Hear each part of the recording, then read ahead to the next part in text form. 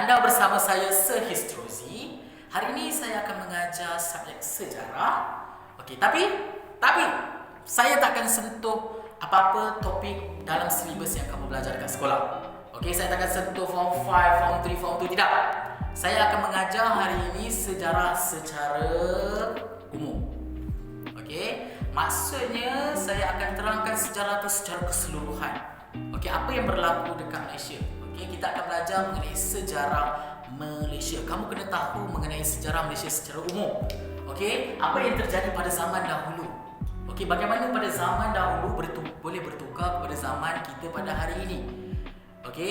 Dan saya perlu ajar kamu mengenai bagaimana kronologi peristiwa ini berubah daripada satu peristiwa ke peristiwa yang seterusnya. Dan setiap peristiwa ini perlu diterangkan secara kronologi, secara turutan, supaya kita tahu kesinambungan daripada satu peristiwa ke satu peristiwa. Saya akan ambil peringkat yang paling awal dekat sejarah Malaysia, iaitu mengenai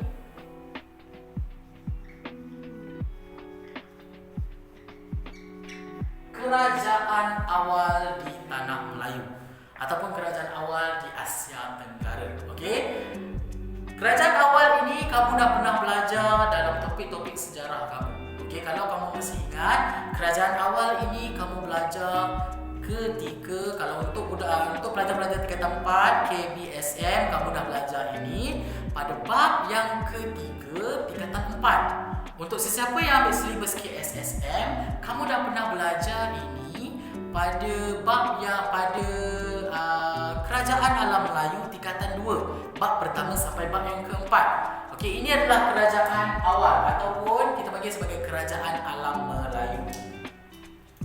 Kalau kamu masih ingat, kerajaan awal ini terbahagi kepada dua. Satu adalah kerajaan agraria, satu lagi adalah kerajaan maritim. Kerajaan agraria adalah kerajaan yang berasaskan pertanian, dan kerajaan maritim adalah kerajaan yang berasaskan perlautan ataupun perkapalan. Dan inilah dua bentuk kerajaan yang pernah wujud semasa kerajaan awal di tanah Melayu. Contoh-contoh kerajaan yang kamu pernah belajar: kerajaan Funan, kerajaan Angkor, kerajaan Kedah Tua, kerajaan Gangga Negara, Sriwijaya, Majapahit. Itu adalah orang kata kerajaan-kerajaan yang pernah wujud semasa kerajaan awal, ataupun kita kenali dia juga sebagai kerajaan alam Melayu. Ini adalah kerajaan awal. Bagaimana daripada kerajaan ini mereka akan bertukar, kita akan bertukar sejarah kita kepada satu zaman lagi. Ini adalah zaman kerajaan awal. Kita akan bertukar kepada satu zaman, iaitu zaman KMM. Zaman KMM. Apa ini KMM? KMM adalah Kesultanan Melayu Melaka. Ini adalah zaman Kesultanan Melayu Melaka. Saya turun pada balik. Saya tulis cantik sikit. Kesultanan Melayu Melaka. Ini adalah zaman yang sangat berbeza daripada kerajaan awal, disebabkan pada zaman Kesultanan Melayu inilah di mana pengaruh Islam sudah mula muncul dekat tanah Melayu. Disebabkan pada kerajaan awal ini kebanyakan ataupun majoriti masyarakat dekat tanah Melayu beragama Hindu dan beragama Buddha. Jadi bila dah masuk pengaruh Islam yang dibawa oleh pedagang-pedagang daripada Arab, jadi orang-orang dekat tanah Melayu ini mula masuk Islam dan mengubah segala bentuk pentadbiran dan kerajaan daripada kerajaan yang dipengaruhi dengan unsur-unsur Hindu dan unsur-unsur Buddha kepada kerajaan Islam. Sebab itu dinamakan Kerajaan Kesultanan Melayu Melaka. Perkataan sultan itu adalah perkataan yang dipinjam daripada bahasa Arab, yang bermaksud raja ataupun ketua. Dan kita bermula pada zaman Kesultanan Melayu Melaka. Daripada zaman Kesultanan Melayu Melaka inilah akan munculnya zaman Kesultanan Johor Riau, Kesultanan Pahang, Kesultanan Kedah dan sebagainya. Dan zaman Kesultanan ini kamu dah pernah belajar, untuk pelajar-pelajar KPSM, kamu dah pernah belajar semasa tingkatan 1. Dan untuk KSSM, kamu dah pernah belajar mengenai kesultanan ini pada tingkatan 2. Okey, ini adalah zaman kegemilangan tanah Melayu. Okey, kalau kamu pernah ingat, okey, Melaka dahulu adalah satu negara yang sangat-sangat hebat. Okey, sehingga kan bahasa Melayu yang kita guna pakai pada hari ini, pada zaman dahulu, dikenali sebagai lingua franca. Dikenali sebagai lingua franca. Apa benda ini lingua franca? Lingua franca bermaksud bahasa komunikasi. Maksudnya pedagang-pedagang daripada luar negara, daripada Arab, daripada China, daripada mana lagi? Daripada Thailand dan sebagainya, kalau mereka ingin berdagang dekat Melaka, mereka perlu belajar bahasa Melayu dahulu. Baru mereka boleh berinteraksi dengan orang-orang Melayu dekat Melaka. Itu maksud lingua franca. Dan kalau boleh bayangkan bagaimana bahasa Melayu ni digunakan secara pesat dekat alam Melayu zaman dahulu, sehingga kan digelar sebagai lingua franca. Okey, dan daripada zaman Kesultanan Melayu Melaka ini, kita akan berubah kepada satu lagi zaman. Ini adalah permulaan zaman kejatuhan tanah Melayu. Okey, kenapa saya kata zaman kejatuhan? Sebab pada zaman inilah mula munculnya penjajah. Okey, dan siapakah penjajah pertama tanah Melayu? Okey, ramai orang saya cakap penjajah kita British lah cikgu. Mana lagi British Jepun je tidak. Okey, penjajah tanah Melayu lebih daripada 2. Lebih daripada Jepun, lebih daripada 2, bukan saja Jepun, bukan saja British. Tetapi sebelum itu ada lagi penjajah-penjajah yang pernah menjajah tanah Melayu. Okey, dan penjajah pertama kita bernama, datang daripada barat, yang kita kenal sebagai Portugis. Pernah dengar Portugis? Portugis. Saya lihat sikit. Portugis ni bukan satu negara barat, dan mereka datang ke negara kita sebab mereka tahu, Melaka ini merupakan satu kerajaan yang sangat-sangat hebat. Mereka sangat kaya, sangat pesat dengan pembangunan dan perdagangan. Di situlah muncul idea ataupun orang kata satu niat untuk menjajah dan menguasai Melaka. Sebabkan mereka nak ambil kekayaan dan kegemilangan Melaka ni. Jadi situlah di mana Portugis mula menyerang Melaka dan mula menjajah Melaka. Di situlah di mana zaman Kesultanan Melayu Melaka mula mengalami zaman kejatuhan. Sebab itu pada hari ini kalau kamu tengok dekat siapa-siapa orang Melaka, kamu akan tahu bahawa dekat Melaka dah tak ada sultan. Pelik tak? Kenapa hari ini tak ada sultan tapi zaman dahulu ada sultan? Disebabkan Kesultanan Melayu Melaka telah dimusnahkan oleh Portugis. Sebab itu pada hari ini kita tak ada sultan Melaka. Okey, so berbalik pada zaman Portugis menjajah kita bermula pada 1511. Okey, pada 1511. Okey, jadi mereka menjajah selama selama 100 lebih tahun. Okey, so daripada zaman Portugis, apa pula lepas tu? Okey, adakah kita bebas daripada Portugis? Adakah kita berjaya membebaskan diri daripada Portugis? Tidak. Okey, kita tidak berjaya membebaskan diri daripada Portugis. Sebabkan kenapa? Disebabkan pada zaman inilah, pada di akhir-akhir zaman penjajahan Portugis, datang lagi satu kuasa penjajahan yang kita gelar sebagai Belanda. Okey, Belanda ni pun dia dengki dengan Portugis. Sebabkan Portugis berjaya mendapatkan satu wilayah yang sangat-sangat hebat dekat tanah Melayu, iaitu Melaka. Jadi mereka pun rasa ada niat untuk mendapatkan Melaka. Jadi di situlah di mana Belanda mula merancanakan strategi untuk menjatuhkan Portugis supaya Melaka boleh jatuh ke tangan mereka pula. Okey, banyak strategi yang digunakan oleh Belanda. Kalau kamu nak tahu, kamu dah belajar untuk belajar KSSM, kamu dah belajar semasa kamu belajar topik mengenai Kesultanan Johor. Bagaimana Belanda dia bekerjasama dengan Johor untuk menjatuhkan Portugis. Sehingga kan Portugis kalah, terpaksa balik ke negara mereka. Di situlah di mana Melaka mula diambil oleh Belanda. Okey, dan Belanda pun menjajah selama lebih 180 tahun. Dan apabila sampai bila habis di zaman Belanda ini, kita akan, adakah habis zaman Belanda kita merdeka, cikgu? Tidak, kita tidak merdeka. Kenapa kita tidak merdeka? Disebabkan pada akhir-akhir zaman penjajahan Belanda, disitulah munculnya penjajahan paling famous dekat negara kita, iaitu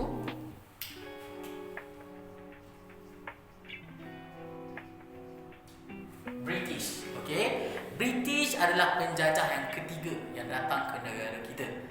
Okey, dan British ni, kalau contoh Portugis dengan Belanda, mereka cuma nakkan Melaka saja. Sebab Melaka ni orang kata melambangkan keseluruhan tanah Melayu. Okey, tetapi British tak. Okey, dia tak nak Melaka je. Okey, dia nak semua negeri yang ada dekat tanah Melayu, semua dia nak.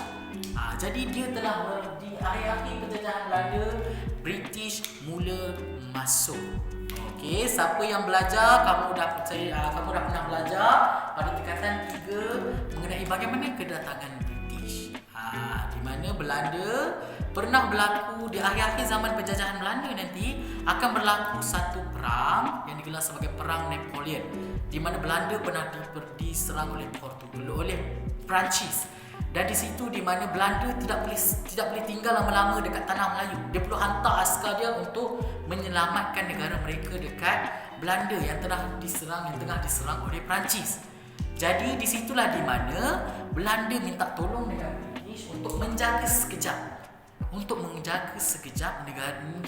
tanah Melayu daripada dijajah oleh negara-negara lain. Di sinilah British mula masuk ke tanah Melayu, dan apabila British telah masuk ke tanah Melayu dan apabila Belanda telah berjaya menang dalam Perang Napoleon, Belanda minta balik tanah Melayu, tetapi tidak berjaya kerana British tak nak berikan tanah Melayu kepada Belanda semula.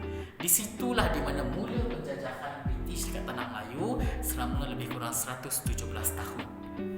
Okey, di situlah di mana banyak perubahan-perubahan yang telah dibawa oleh British dekat negara kita. Okey, negeri-negeri Selat kalau kamu nak belajar, negeri-negeri Melayu bersekutu, negeri Melayu tidak bersekutu dan sebagainya. Dan di akhir-akhir zaman penjajahan British ni nanti kamu akan tengok di mana selepas British, siapa pula menjajah tanah Melayu? Adakah kita merdeka, cikgu? Tidak.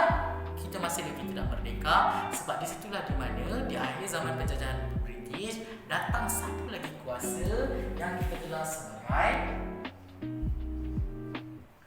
Jepun. Jepun mula menjajah negara kita. Okey, dia mula mempengaruhi orang tanah Melayu untuk menghalau British, tetapi malangnya Jepun hanya menjajah negara kita selama 3,5 tahun sahaja disebabkan negara mereka kena bom akibat daripada Perang Dunia Kedua. Okey, Perang Dunia Kedua. Okey, nanti saya akan terangkan. Kalau nak pendengar lebih lanjut, nanti saya akan terangkan pada video yang seterusnya. Okey, daripada Jepun, selepas Jepun menjajah selama 3,5 tahun, apa yang jadi kat negeri? Lepas tu kita merdeka ke? Jepun keluar dan kena bom, cikgu? Adakah kita merdeka? Tidak lagi. Sabar, kita masih lagi tidak merdeka. Disebabkan selepas keluarnya Jepun, di sinilah ada satu lagi penjajah yang digelar sebagai PKN, ataupun dipanggil sebagai komunis. Dan komunis ini menjajah negara kita selama berapa tahun? Cuba tengok. 5 tahun, 4 tahun, 10 tahun? Tidak. Okey, dia menjajah selama 14 hari sahaja. Tak lama. Tetapi 14 hari ini adalah 14 hari yang paling dahsyat dekat tanah Melayu. Dan selepas penjajahan PKM inilah, di sinilah di mana Hero Malaya kembali lagi. Siapakah Hero Malaya tersebut? Di sinilah di mana British kembali ke tanah Melayu. Yes, British kembali ke tanah Melayu. Kononnya dia nak menyelamatkan orang tanah Melayu daripada Parti Komunis Malaya. Tetapi tidak. Sebenarnya British datang kembali ke negara kita untuk apa? Cuba teka. Yes, mereka ingin menjajah kembali negara kita. Dia ingin menjajah kembali negara kita sebab dia dah pernah kena halau untuk kali pertama. Dan bila dia kena halau, dia dah datang untuk kali yang kedua. Okey, di sinilah di mana disebabkan dia nak mengambil hati orang-orang dekat tanah Melayu, dia cuba ubah bentuk penjajahan dia. Dia cuba ubah bentuk penjajahan supaya tak nampak macam penjajahan. Di sinilah di mana dia memperkenalkan Malayan Union.